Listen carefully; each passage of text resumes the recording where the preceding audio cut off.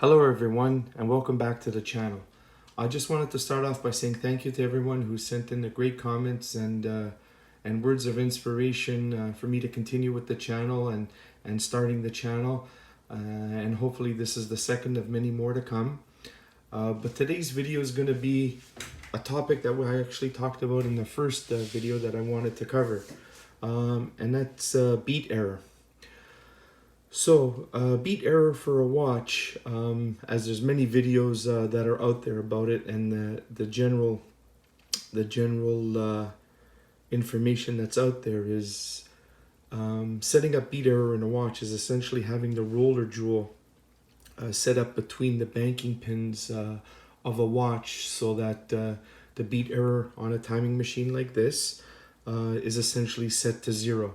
That way the watch is self-starting, and then also if the beat error is way out of spec and the roller jewel is actually to the left or right of center, when a watch or a pocket watch is running, if it doesn't have enough power to get back to center and receive an impulse from the escapement wheel through the pallet fork, the watch could actually stop.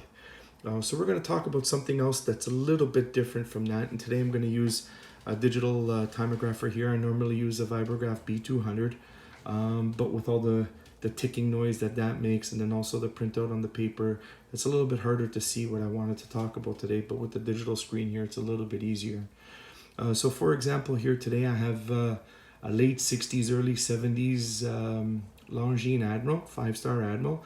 This watch has not been serviced, but as you can see from the timograph, it isn't running too bad.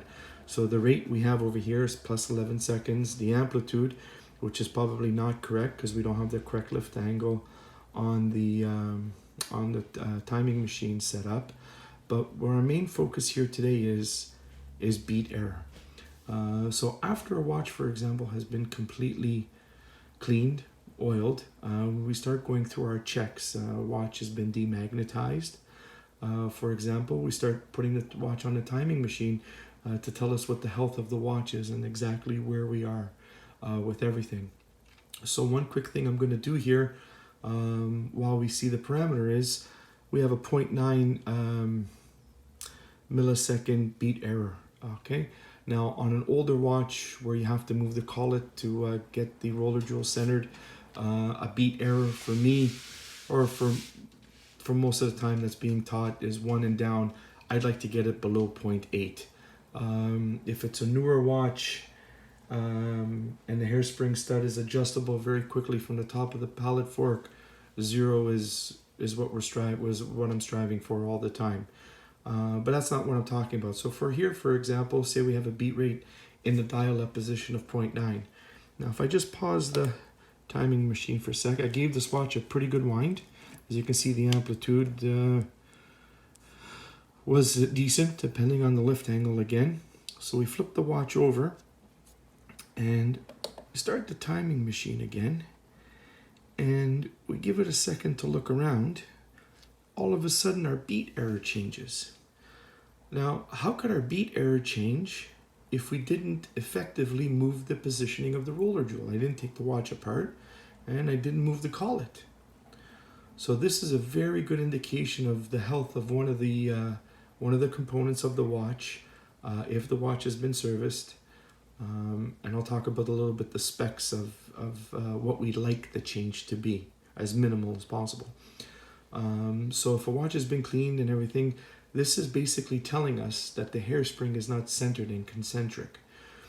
So especially in the older watches, I found with the Breguet overcoils, or if the hairsprings are a little bit older, you can see now we're up to 1.1. So we effectively have a 0.2 change in beat error.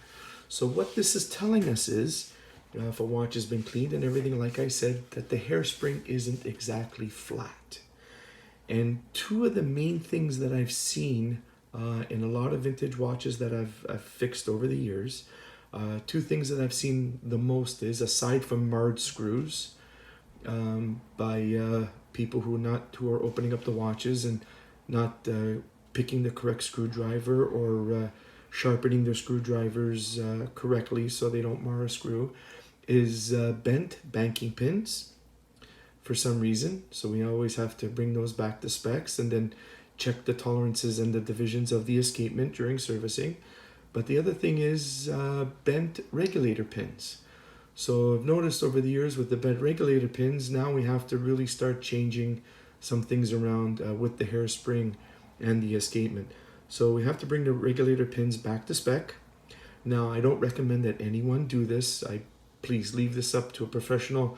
If your watch isn't working properly, or if you have a timing machine at home like this and you have any concerns, please don't start opening up your watch and trying to fix the hairspring. It is incredibly delicate work.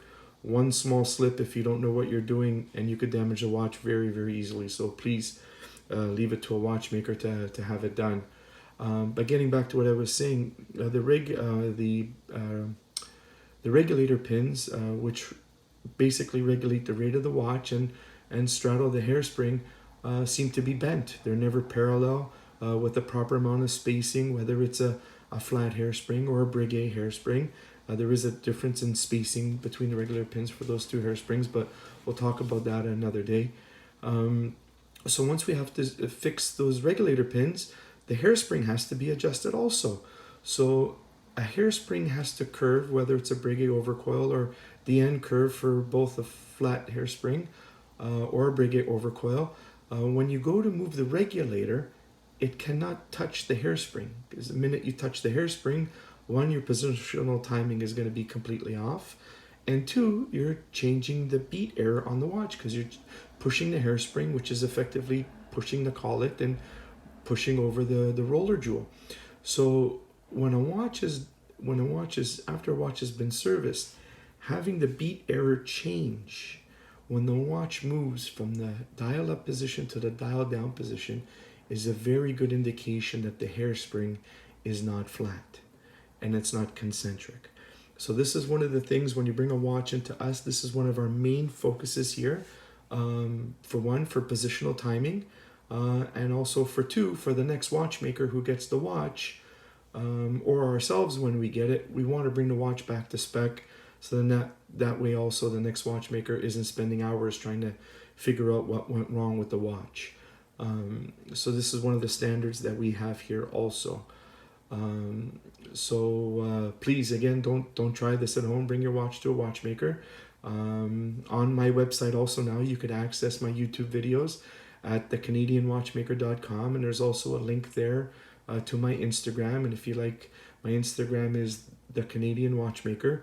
I have a few photos on there where I recently fixed a lady's Rolex from the 1930s, which will be coming up for sale soon.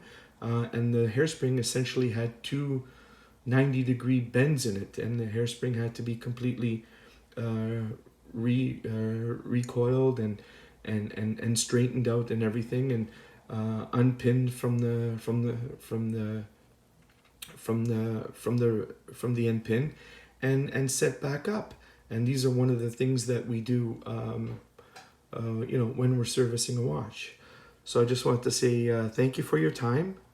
If you like the video, please like and also subscribe for more videos coming up. And please, if you can, leave some comments if there's any videos you'd like to see or some topics that we can cover. And I try my best to get them done for you. So thank you very much.